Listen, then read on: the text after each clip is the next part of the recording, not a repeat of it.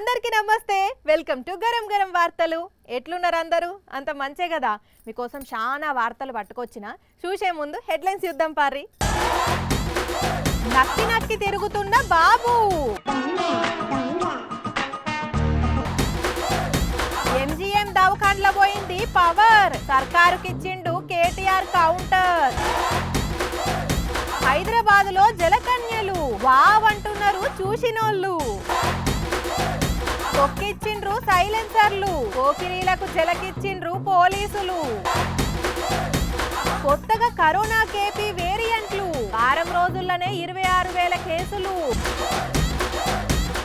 ఇంద్రబాబు కనిపించుటలేదు వయసు 75 ఏళ్లు ఎత్తు 5 అడుగుల 6 అంగుళాలు గుర్తులు పిల్లిగడ్డం పసుపు చొక్కా 4 రోజుల నుంచి ఎల్లో మీడియాకు కూడా చెప్పా పెట్టకుండా ఇంట్లో నుంచి వెళ్ళిపోయాడు ఆచూకీ తెలిపిన వారికి మంచి నామినేటెడ్ పోస్ట్ ఇవ్వబడును ఇగో ఇదే ఉన్నట్టున్నది ఇంద్రబాబు కోసం తల్లడిల్లుతున్న ఆయన పార్టీ లీడర్ల మనసుల్లా ఎందుకంటే సారసలు జాడపత్త లేకుండా పోయిండు కదా మరి కానీ ఇంతకు ఏడున్నాడో ఏం చేస్తున్నాడో కదా ఈ రింగు మాస్టారు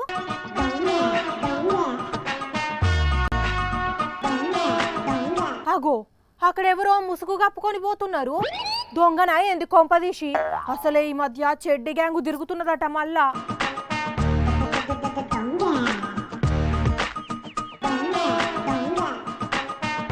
చెడ్డి గ్యాంగ్ కాదు ఈడెవడో శాలువా గ్యాంగ్ ఉన్నట్టున్నాడు దొంగ దొంగ దొంగ దొంగ ఇంద్రబాబు మీరా నేను ఇంకా చిన్నపాటి దొంగోడేమో అనుకున్నాను అంటే నేను పెద్ద దొంగనా అంతేగా రాజుగారి పెద్ద పెళ్ళ మంచిదంటే చిన్నామే మంచిది కాదన్నట్టే కదా ఎన్నెన్ని దోసుకున్నారు అధికారంలో ఉన్నప్పుడు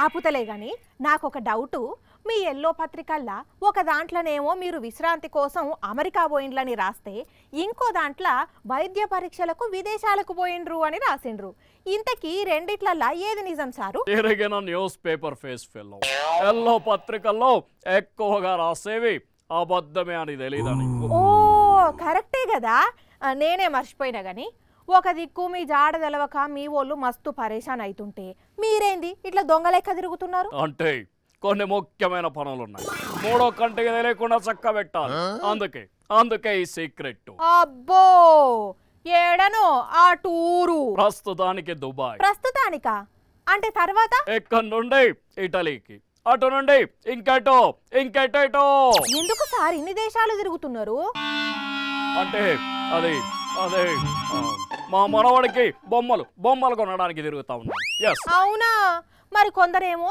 మీరు ఓడిపోతారని అర్థమయ్యి విదేశాలకు పారిపోయిండ్లని మీ మాలోకం కూడా పరారైందని అనుకుంటున్నారట అసలు ఈ రహస్య పర్యటనలన్నీ కూడా మీరు అక్రమంగా కూడబెట్టిన 1,000 కోట్లు షెల్ కంపెనీలకు ట్రాన్స్ఫర్ చేయడానికేనని కూడా అనుకుంటున్నారట సరే పోతే పోయిండ్రు గాని ఆ ముసుగెందుకు మరి ముఖానికి ప్రపంచ దేశాల ప్రజా ప్రతినిధులను సెలెక్ట్ చేసిన వాడిని కదా ఎవరైనా గుర్తుపడితే సెల్ఫీలని ఎగబడతారు అబ్బచ్చా ఇప్పుడు నిజం చెప్పు నన్ను ఎవరు గుర్తుపట్టకుండా ఉండడానికి నేను ఎక్కడున్నానో ఎవ్వరికి తెలియకుండా ఉండడానికి ఇంత సీక్రసీ మెయింటైన్ చేస్తున్నారంటే ఏదో మతలబ్ ఉన్నది గాని ఏం లేదు మతలబ్ అంటూ నువ్వు నా కింద మతాబ్ పెట్టే పని చేయ మాకు నేను పోవాలి ఆ విధంగా ముందు పోవాలి నేను పోతా ఉన్నాను సర్లే పోతే పోయిండ్రు గాని ఇక ఆయనతో మీ సామాన్ ఏమన్నా ఉంటే తెప్పించుకోండి ఆడికే ఎందుకంటే రిజల్ట్ తర్వాత ఆడ నుంచి వచ్చే అవసరం ఉండకపోవచ్చుగా మీకు మీరు ఇక్కడ లేకుంటేనన్నా జనాలు కాస్త ప్రశాంతంగా ఉంటారు ఇగో ఇది మన ఇంద్రబాబు కథ అన్నట్టు చంద్రబాబు కథ కూడా ఇట్లనే ఉన్నదట ఆయన ఏడున్నాడో ఏ దేశంలో ఉన్నాడో ఎక్కడెక్కడ తిరుగుతున్నాడో అసలు దేనికోసం పోయిండో ఏం బయటపడనీయకుండా సీక్రెట్గా తిరుగుతున్నాడట మరిగా సారు వారు మల్లెవలిని వెన్నుపోటు పొడిచే పని ముంగటేసుకున్నాడో నిజంగానే దోసుకున్నదంతా దాచుకునే పనిలనే ఉన్నాడో కదా అనుకోబట్టిండ్రు బయట పబ్లిక్ చాలా మంది ఉత్తర తెలంగాణకు పెద్ద దిక్కు ఏ దవాఖానా అని ఎవరిని అడిగినా ఏం చెప్తారు ఇంకేం చెప్తారు ఎంజీఎంఏ అంటారు అంత ఫేమస్ మరి అంతగానం జనాలు వచ్చి ట్రీట్మెంట్ తీసుకొని పోతుంటారు. గవర్నమెంట్ కూడా గాంధీ దవాఖాన తర్వాత ఎంజిఎం మీదనే ఎక్కువ శ్రద్ధ పెట్టి సకల సౌలతులు చేస్తుందని అంటారు. ఎక్కువ పేరెళ్ళిన దవాఖానే కదా. అయితే వరంగల్ ఎంజిఎం దవాఖానా అన్నారు. దవాఖానా గురించి దర్జాగా చెప్పిండ్రు. తీరా ఏదో పాత సినిమాల సొంటి చీకటి హోను చూపెడుతున్నారు. అంటే ఇది వరంగల్ ఎంజిఎం దవాఖానేనులా కరెంటు పోయేసరికి అంతా చీకటి అలుముకుంటే ఎక్కడో లక్కన్నే చిక్కుకపోయిండ్రు. లేక ఆల్రెడీ ఉడికి రాతకేయగలక చాలా మంది వెళ్ళిపోయి మేము కూడా బయట ఉన్నాం. అగో ఇన్నారుల్లా పాపం పేషెంట్ల దగ్గర నుంచి షురూ చేస్తే వాళ్ళు ఎమ్మటొచ్చిన వాళ్ళంతా చీకటికి భయపడి ఉక్కపోతకు తట్టుకోలేక బయటికి వెళ్ళిపోయిండ్రట. ఇక చేతగానోళ్ళు తప్పక ఉండాల్సి వచ్చిన వాళ్ళు అట్లనే తట్టుకొని ఉన్నారు. మంగళవారం సాయంత్రం 4-4:30కు కరెంటు పోతే రాత్రి 10 గంటలకు మొత్తం సెట్ అయిందట. ఈ 5-6 గంటల్లా కరెంటు లేక చిన్నపిల్లలు పరేషాన్ అయిండ్రట. మొత్తం దవాఖాన్లా 4 జనరేటర్లు ఉంటే ఒక్కటే పని చేస్తుండేసరికి ఇంకో దాన్ని బాగు చేసి పవర్ సప్లై చేస్తే ఐసీయూలు ఉన్నోళ్ళు ప్రాణాపాయం తప్పిందట. ఇక ఈ విషయం తెలిసిన రామన్న మాట్లాడుకుంటా, ఎంజిఎం హాస్పిటల్లో 5 గంటలు కరెంటు పోతే ఒక్క జనరేటర్ కూడా పనిచేయకపోతే అక్కడ ఇంక్యుబేటర్ లో ఉండే చిన్నపిల్లల పరిస్థితి ఏంది? ఇదేనా మార్పు? అదృష్టం మంచిగుండి ఎవ్వరికేం కాలేదు గాని జనరేటర్లు కూడా ఏదైనా తక్లీఫ్ పెడితే ఎంత కథ ఉండునో ఏమో పో, ఊహించుకుంటూనే భయమవుతున్నది. కానీ ఓ సీఎం రేవంత్ రెడ్డి సారు, ఆరోగ్య శాఖ మంత్రి దామోదర్ సారు జర నిధులు పెంచి సౌలతులు గట్టిగా చేయండి సార్లు. అసలుకే వర్షాలు పడుతున్నాయి, మళ్ళీ ఏదన్నా ఇబ్బంది అయితే పబ్లిక్ తిప్పలు అవుతుంది. సాహస వీరుడు సాగర కన్యా సినిమా యాదికుండే ఉంటది కదా అందరికీ. వెంకటేష్ హీరోగా నటించిన ఆ సినిమాల హీరోయిన్గా శిల్పా శెట్టి నటిస్తుంది. అయితే ఆ సినిమాల శిల్పా శెట్టి ఓ జలకన్య, నీళ్లు దాకుడుతోనే చేపలెక్కనే మారిపోతుంది. అయితే సేమ్ అలాంటి జలకన్యలే ఇప్పుడు హైదరాబాద్లో దర్శనం ఇచ్చినాయి. చూసినరా జలకన్యలు నీళ్ళల్లో ఎట్లా ఈరుతున్నాయో, సేమ్ చేపల లెక్కనే అటు ఇటు తిరుగుకుంటా హ్యాపీగా ఆడుతున్నాయి. సాహస వీరుడు సాగర కన్య సినిమాలో శిల్పా శెట్టి ఉన్నట్టే ఉన్నాయి కదా ఈ జలకన్యలు కూడా. ఆ తోక, కాస్ట్యూమ్, అందం సేమ్ టు సేమ్ అనిపిస్తున్నది. ఇంతకు ఇదేం సినిమా? కొత్తగా తీసేదన్న సినిమాలా సేమ్ జలకన్య కాన్సెప్ట్ పెడుతున్నారానంటే కాన్సెప్ట్ లేదు, కాకరకాయ లేదు, ఏదో ఎగ్జిబిషన్. మళ్ళీ ఎక్కడో కూడా కాదు, మన హైదరాబాద్ కూకట్పల్లెల్నే మెరైన్ పార్క్ లో ఈ జలకన్యల ఎగ్జిబిషన్ పెట్టి సందర్శకులను ఎంతో ఆకట్టుకుంటున్నారు. ఇది చూసినంత సేపు కూడా సాహస వీరుడు సాగర కన్య సినిమానే గుర్తొస్తుంది. భలే ఉన్నది కదా. ఈ జలకన్యల థీమ్తో ఎగ్జిబిషన్ పెట్టేటాలకు నగరవాసులు ఎంతో సంతోషపడుతున్నారు. మరి వీలుంటే టైం దొరికితే మీరు కూడా ఒకసారి పోయిరండి, సరేనా? కనిపించని ఆ 4వ సింహమేరా పోలీస్ అనే డైలాగినే ఉంటారు. పోలీస్ అంటే అదే మరి. పబ్లిక్లో మస్తు కదర్ ఉంటుంది. మనకి ఏ ఆపతొచ్చినా చక్కగా పోలీస్ స్టేషన్కు పోయి ఎస్ఐను కలిసి మన గోస చెప్పుకొని కంప్లైంట్ ఇస్తాం. అయితే ఒక అక్క పోలీస్ స్టేషన్కి పోయి అక్కడ డ్యూటీ చేసే ఎస్ఐ మీదనే కంప్లైంట్ ఇచ్చింది. ఇక్కడ ట్విస్ట్ ఏంటంటే ఆ ఎస్ఐయే ఆమె భర్త. ఆ పంచాయతీ ఏందో చూద్దాం పారి. అయ్యో పాపం, ఈ అక్కను చూసిండ్లా తన భర్త తనను మోసం చేసిండని కొమరవెల్లి పోలీస్ స్టేషన్ ముందు ధర్నా చేసింది. అసలు ముచ్చట ఏందంటే ఆమె భర్త ఆ పోలీస్ స్టేషన్లనే ఎస్ఐ అంట. ఆ ఎస్ఐ తనను పట్టించుకుంటలేడని, తన పిల్లలను తీసుకుపోయిండని మీరే న్యాయం చెయ్యుర్రి అని ఆందోళనకు దిగింది. నా భర్తతో జీవితం కొనసాగించడానికి నేను సిద్ధంగానే ఉన్నా. నాకు నా పిల్లలు కావాలి. నా పిల్లలకి చాలా భయం ఉంది. నా భర్తతోటి థర్డ్ పర్సన్ అన్న ఆమెతోటి కూడా నా పిల్లలకి ప్రాణ భయం ఉంది. కరీంనగర్ జిల్లా గోపాల్పూర్కు చెందిన నాగరాజు అదే ఊరికి చెందిన మానసకు 10 ఏళ్ల కిందట లగ్గమైంది. 2 పిల్లలు కూడా పుట్టిండ్లు. ఇక రాంగపోంగా ఎస్ఐ సాబుకు ఇంకెవరో లేడీ కనెక్ట్ అయిండ్లట. 2 ఏళ్ల కిందనే ఆమెను పెళ్లి చేసుకున్నాడని, అప్పటి సంది ఇంటికి సక్క వస్తలేడని, ఎందుకు వస్తలేవు అని అడిగితే నన్ను కొట్టి పిల్లలను తీసుకొని పోయిండని కొమరవెల్లి పోలీస్ స్టేషన్ల ఎస్ఐ కోలు వెలగబెడుతున్న తన భర్త మీద కంప్లైంట్ ఇచ్చింది. అంతకుముందు సిద్దిపేట సిపి, చేర్యాల సిఐ, కరీంనగర్ మహిళా పోలీస్ స్టేషన్లలో ఫిర్యాదు చేసినా ఎవ్వరూ ఏ న్యాయం చేయలేదు అంటున్నది మానస. మరి తన మీద వచ్చిన ఆరోపణలకు ఆ ఎస్ఐ ఏమంటాడో, ఈ ఆలుమగల పంచాయతీని పోలీస్ ఆఫీసర్లు ఎట్లా సెటిల్ చేస్తారో చూడాలే. దినదిన గండం 100 ఏళ్ల ఆయుష్ అన్నట్లు తయారైంది జనాల పరిస్థితి. ఒకదానెనుకొకటి అన్నట్లు తీరుతీర్ల రోగాలు వచ్చి పాడైతున్నాయి. ఆ నడుమ కరోనా ఎంత ఆగం పట్టించిందో తెలుసు కదా. అందరు అన్నీ మూసుకొని కూస్తున్నారు. సరే ఎట్లనో అట్లా ఆ పీడ దూరమైంది అనుకుంటే ఇక ఇప్పుడు ఇంకోటి తయారుగున్నదంట. దేవా, మళ్ళా అందరి ముక్కులకు మాస్కులు పెట్టుకొని తిరిగే పరిస్థితి వచ్చేటట్టున్నదిగా. కషాయాలు చేసుకొని దాగుడు, ఆవిరి పట్టుడు స్టార్ట్ అవుతుందేమో అనిపిస్తున్నది. ఆల్రెడీ సింగపూర్లో పబ్లిక్ మాస్కులు తొడిగి తిరుగుతున్నారట. హాస్పిటల్ని రెడీ చేసి పెట్టానని గవర్నమెంట్ ఆర్డర్ వేసిందట. అగో మళ్ళీ వైరస్ పురుగు వచ్చి పాడైంది అనుకుంటుర్రా? ఇంకేమున్నది, కరోనా. అవును, కరోనానే, దాని పీడ ఇంకా ఓలేదట. ఇప్పుడు ఇంకో 2 కొత్త వేరియంట్లు రెడీ అయినాయట. కోవిడ్ KP2, KP1 అనే కొత్త వేరియంట్లు ఇప్పటికే సింగపూర్లో గబ్బు లేపుతున్నాయి. వారం రోజుల్లో దాదాపు 26,000 కేసులు నమోదైనాయట. అంటే ఇక దాంతో అక్కడ అందరికీ ఇదివరకు ఇచ్చిన డోసు కాకుండా ఇంకో డోస్ టీకాలు కూడా ఇస్తున్నారట. మరి ఇట్లాంటి దిక్కుమాల వైరస్లు ఒక కాడ స్టార్ట్ అయినాక ఆగుతాయా? అక్కడ నుంచి ఆ వేరియంట్లు మెల్లగా ఇండియాలో కూడా వచ్చినాయని సెంట్రల్ గవర్నమెంట్ వాళ్ళు అనౌన్స్ చేసిండ్రు. ఇప్పటికే మన దేశంలో 290 KP2 కేసులు, 34 KP1 కేసులు కూడా నమోదైనాయని చెప్పిండ్రు. కాకపోతే జర నిమ్మలపడే ముచ్చట ఏంటంటే, కేంద్ర ఆరోగ్య శాఖ సార్లు చెప్పిన దాన్ని బట్టి ఈ వేరియంట్లతోని పెద్ద డేంజర్ అయితే లేదట. కానీ ఈ వేరియంట్లు ఏందో మనల్ని ఇడిచిపెట్టి పాడైతలేవు కదా, తాపకొకటి పుట్టుకొస్తున్నది. పబ్లిక్ విన్నర్ కదా, పెద్ద డేంజర్ కాదన్నారు కదా అని నిర్లక్ష్యం చేయకండి. చాలా అంటే చాలా జాగ్రత్తగా ఉండండి, ఎందుకైనా మంచిది. సరేనా? కేసీఆర్ సారు కొడుకు బీఆర్ఎస్ వర్కింగ్ ప్రెసిడెంట్.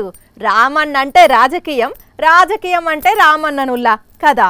అధికారంలో ఉన్నప్పటికంటే ప్రతిపక్షంలో స్ట్రాంగ్గా పనిచేస్తున్నాడు. ప్రభుత్వంలో ఉన్నోళ్లకు గట్టి కౌంటర్లు ఇస్తున్నాడు. మస్తు హుషారుగా తగ్గఫర్ నడుపుతున్నాడు. ఈ నడుమ రాజకీయం కదా. అయితే సారు ఒక్క రాజకీయ నాయకుడే కాదుల్లా, మంచి మానవత్వం ఉన్నవాడు కూడా. మాజీ మంత్రి రామన్న మళ్ళొకసారి మానవత్వం చాటుకున్నాడులా. ఎమ్మెల్సీ ఎన్నికల ప్రచారంలో భాగంగా నర్సంపేటకు పోతుంటే వరంగల్ లేబర్ కాలనీ దగ్గర అంజయ్య అనే ఈ అన్న యాక్సిడెంట్ అయ్యి సావు బతుకుల నడుమ కొట్టిమిట్టాడుతుంటే సడన్ గా చూసిన అన్న వెహికల్ ఆపి వెంటనే ఎస్కాట్ వాహనంలో ఎక్కించి MGM దవాఖానకు తోలిండు. అన్నను డబ్బున్నే కోలుకుంటామని గుండె ధైర్యాన్ని నింపిండు. ఈ వీడియో ఇప్పుడు సోషల్ మీడియాలో వైరల్ అయ్యేసరికి రాజకీయాలు ఎట్లున్నా ఇట్లాంటి విషయాల్లో కష్టాల్లో ఉన్న పబ్లిక్కు అండగుండుట్లో రామన్నను మించినోళ్ళు లేరు. సకాలంలో స్పందించి ఆసుపత్రికి పంపించబట్టే కరెక్ట్ టైంకు ట్రీట్మెంట్ అందింది అని పొగుడుకుంటా మెసేజ్లు పెడుతున్నారు చాలా మంది. కానీ కొన్ని విషయాల్లో కేసీఆర్ సారే అంటే కేసీఆర్ సార్ను మించుంటాడు KTR సారు కదా. ఇంటర్ అయిపోయి బీటెక్లో అడుగు పెడితే చాలు నా సామిరంగా కొందరు యూత్ పోరలు బైక్ లేనిది ఇంట్లోకే వెళ్ళరు. కొందరు అయితే ఎత్తులో కొట్టుకుంటానో హెల్మెట్ పెట్టుకోకుండానో ర్యాష్ డ్రైవింగ్ చేసి అటో ఇటో కాలేజీకి పోతే, కొందరు మాత్రం బుర్ర రోడ్ల మీద చక్కర్లు కొట్టి జనాలకు సుస్తు పడిస్తారు. చాలా మందిని చూస్తున్నాం కదా.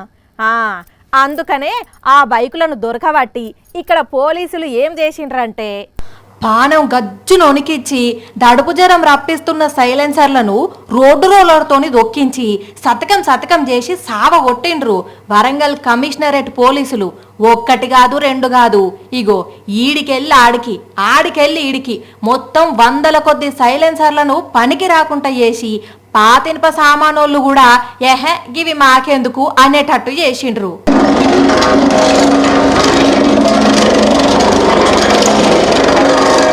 ఎండాకాలం సెలవులు చాలైన దగ్గర నుంచి కొందరు పోకిరి పోరలు రోడ్ల మీద అడ్డగోలుగా తిరుక్కుంటా నడుచుకుంటా పోయే జనాలకు, వాహనాలలో పోయే జనాలకు సుస్సు పడేటట్టు గిబేల్న సౌండ్ చేస్తుంటే ఇక లాభం లేదని స్పెషల్ డ్రైవ్ పెట్టి దగ్గర 300 బైకులకెళ్ళి ఈ ఊడవీకి ఎవరన్నా ఇసొంటివి తగిలించుకొని వాడితే వాటి కథ కూడా ఇంతే ఉంటది అని వార్నింగ్ ఇచ్చిండు. అట్లనే ముందు మెకానిక్ వెనుక సైలెన్సర్ మోడిఫై చేసి మా దృష్టికి వస్తే మాత్రం వాళ్ళ మెకానిక్ షాప్ కూడా సీజ్ చేయడం జరుగుతుంది.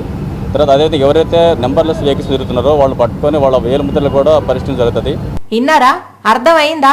ఓ మెకానిక్ అన్నయ్యలు, ఎవరన్నా పోరగాండ్లు తెచ్చి సైలెన్సర్ మార్చమంటే మార్చితే మీ షాపు కూడా సీజ్ చేస్తారట, కేసులు పెడతారట. జర పైలంగుండుర్రి. ఓ అమ్మలక్కలు, అన్నలు, మీ పిల్లలకు బండ్లు కొనిచ్చుడే కాదు, వాళ్ళు బయట ఎట్లా తోలుతున్నారు, ఏం సైలెన్సర్లు వాడుతున్నారు అనేది కూడా జర చూసుకోండ్రి. లేకుంటే ఎన్నడో ఒకనాడు ఆగం కథ చేస్తారో మిమ్మల్ని తీపల పెడతారు. ఏమంటున్నావు? అయినా బండికొచ్చిన సైలెన్సర్లు ఉంచుకుంటే ఏంది, పైసలు ఎక్కువే కాకుంటే. 25 ఏండ్లు దాటి 30 ఏండ్లు పడితే కొందరు యూత్ పోరలు ఎటన్నా నడవాలంటే, వామ్మో నా వల్ల కాదు, వాయ్యో నా వల్ల కాదు, కాళ్ళు నొస్తున్నాయి, చేతులు నొస్తున్నాయి, ఒళ్ళు నొప్పులో పెడుతున్నది అని గమ్మున ఇంట్లో నన్న కూర్చుంటారు. లేకుంటే బైకులు కార్ల మీద ప్రయాణం చేస్తారు.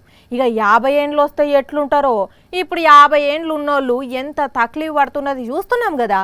కానీ ఇక్కడ 100 ఏండ్లు వచ్చిన ఒక తాత తగ్గేదేలే అంటున్నాడు.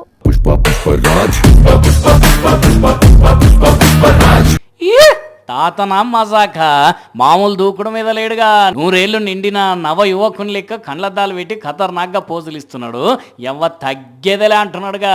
అంబేద్కర్ కోనసీమ జిల్లా సకినేటిపల్లి ఊరు తాతది. పేరు సుందర్రావు. మొన్ననే 100 ఇయర్స్ పూర్తి చేసుకుంటే సంబరపడిపోయిన కొడుకులు, బిడ్డలు, మనవళ్ళు, మనవరాలు మా తాతకు 100 ఏళ్ళు వచ్చినాయని గ్రాండ్ గా పార్టీ ఏర్పాటు చేసి కేక్ గోయించిండ్రు.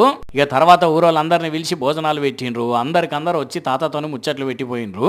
కానీ చాలా అంటే చాలా గ్రేట్లే తాత. 100 ఏళ్ళు మీద పడ్డా ఇంత శలాకీగా నవ్వులు నవ్వుకుంటూ పుష్ప పాటలు పెట్టుకొని రీల్స్ చేస్తున్నాడంటే మామూలోడు కాదు తాత. ఇంకా అసలు మ్యాటర్ ఏంటంటే తాత ఇప్పటికీ తన పనులు తానే చేసుకుంటాడట. అంటే మరి ఇంతగానం గట్టిగా ఉండి ఇంత బలగాన్ని చూస్తున్నాడు అని అంటే హెల్త్ సీక్రెట్ ఏందో ఏం తింటున్నాడో కానీ తాత నువ్వైతే సూపరే. ఇట్లాంటి పుట్టినరోజులు ఇంకా ఎన్నో జరుపుకోవాలని కూడా కోరుకుంటూ గరంగరం వార్తల తరపు నుండి కూడా నీకు many more happy returns of the day, happy birthday, పుట్టినరోజు శుభాకాంక్షలు, జన్మదిన్ ముబారకే తాత. మొన్నటిదాకా వానలు పడి జరంతా సల్లసల్లగున్నా మళ్ళా ఎండలు అందుకున్నాయి. అయినా గాని ఇంకా మన కాడ జర చల్లగానే ఉన్నట్టు అనిపిస్తున్నది. కానీ దేశం అంత మాత్రం అట్లా లేనే లేదు. ఒక్కో కాడ ఎండలు దంచి కొడుతున్నాయి. మొన్నట్ల మన కాడ కూడా 47 డిగ్రీల దాకా పోలేదా? అట్లనే ఇప్పుడు పొరుగు రాష్ట్రాలలో కూడా పొట్టు ఎండలు కొడుతున్నాయి. అది ఏ రేంజ్లో అంటే ఒక్కో కాడ ఎండలు పచ్చిగడ్డేస్తే మాడిపోయేటట్టు, రోడ్డు మీద గుడ్డు కొడితే ఆమ్లెట్ అయ్యేటట్టు ఉంటే, రాజస్థాన్ రాష్ట్రంలో మాత్రం ఇసుకల చపాతీ పెడితే పెనం మీద కాల్చినట్టున్నది. కావాలంటే మీరే చూడండి.